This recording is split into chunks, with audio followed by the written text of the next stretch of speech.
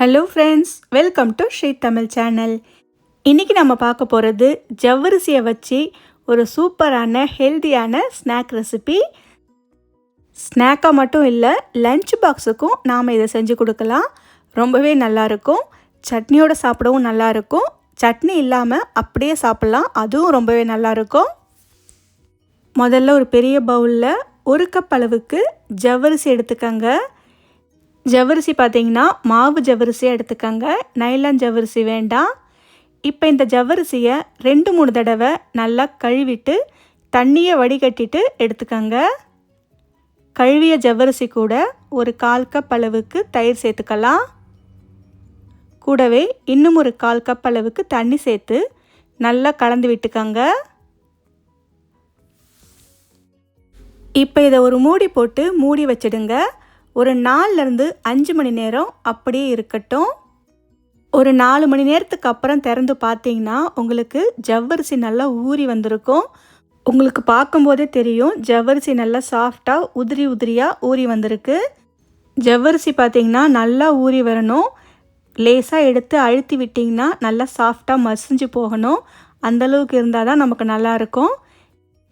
அடுத்து இதில் ஒரு 1/2 ஸ்பூன் அளவுக்கு சீரகம் சேர்த்துக்கங்க. 2 பச்சை மிளகாயை நல்லா பொடியாக நறுக்கி சேர்த்துக்கங்க.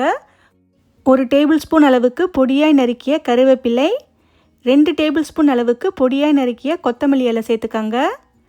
ஒரு 1/2 டேபிள் ஸ்பூன் அளவுக்கு பொடியாய் நறுக்கிய இஞ்சி சேர்த்துக்கங்க. ஒரு 1/4 கப் அளவுக்கு வறுத்த வேர்க்கடலையை தோலை எடுத்துட்டு மிக்சி ஜாரில் சேர்த்து 1 பாதியமாக உடச்சி சேர்த்துக்கங்க. அடுத்து ஒரு 1/4 கப் அளவுக்கு உருளைக்கிழங்க தோலை சீவிட்டு லேசாக இந்த அளவுக்கு துருவி சேர்த்துக்கங்க. இன்னும் ஒரு 1/4 கப் அளவுக்கு பீட்ரூட்டை துருவி சேர்த்துக்கங்க. அடுத்து தேவையான அளவு உப்பு சேர்த்துக்கலாம்.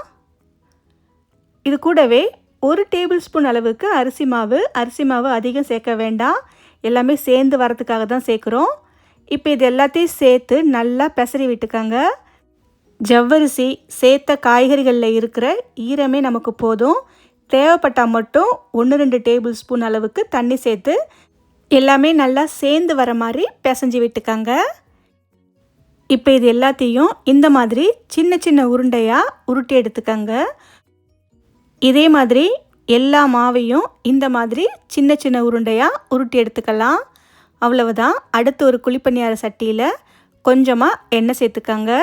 எண்ணெய் லேசாக சூடானதும் ஒவ்வொரு உருண்டையாக எடுத்து எல்லா குழியிலையும் சேர்த்துக்கங்க. இப்போ நம்ம அடுப்பை மீடியம் லோ ஃப்ளேமில் வச்சு வேக விடலாம். அடுப்பு அதிகமாக இருந்துச்சுன்னா வெளியில் உங்களுக்கு சட்டுன்னு நிறம் மாறிடும், உள்ளே வெந்து வராது. அதனால் மீடியம் லோ ஃப்ளேமில் வச்சு வேக விடுங்க. அதே மாதிரி திருப்பி விட்டு வேக விட்டுக்கங்க. எல்லா பக்கமும் ஒரே மாதிரி வெந்து செவந்து வரத்துக்காக. இதுக்கு பார்த்திங்கன்னா அதிகமாக எண்ணெய் தேவைப்படாது. நாம் முதல்ல சேர்த்த எண்ணெயிலேயே எல்லாத்தையுமே சேர்த்து பொரிச்சு எடுத்துக்கலாம்.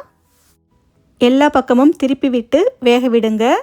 கொஞ்ச நேரத்துலேயே பார்த்திங்கன்னா உருண்டைகள் லேசாக நிறம் மாறி செவந்து வந்திருக்கும். எல்லா பக்கமும் ஒரே மாதிரி இந்த அளவுக்கு செவந்து வந்த உடனே இப்போ நாம் ஒவ்வொன்றா வெளியே எடுத்துடலாம். இதே மாதிரி எல்லா உருண்டையும் சேர்த்து சுட்டு எடுத்துக்கங்க. அவ்வளவுதான் ஃப்ரெண்ட்ஸ். இதை சுட சாப்பிட்டாலும் சூப்பராக இருக்கும். 6 நாளும் ரொம்பவே நல்லாயிருக்கும். க்ரீன் சட்னி, தேங்காய் சட்னி, கார சட்னின்னு எது வேணால் பயன்படுத்திக்கலாம். சட்னி இல்லாமலும் கூட இது சாப்பிட ரொம்பவே நல்லாயிருக்கும். ஓகே ஃப்ரெண்ட்ஸ், இந்த ரெசிப்பியை உங்கள் வீட்டில் ஒரு முறை ட்ரை பண்ணி பார்த்துட்டு எப்படி இருக்குன்னு சொல்லுங்கள். இந்த ரெசிபி உங்களுக்கு பிடிச்சிருந்தா லைக் பண்ணுங்கள், ஷேர் பண்ணுங்கள். ஸ்ரீ தமிழ் சேனலுக்கு சப்ஸ்கிரைப் பண்ணுங்கள். தேங்க்ஸ் ஃபார் வாட்சிங்.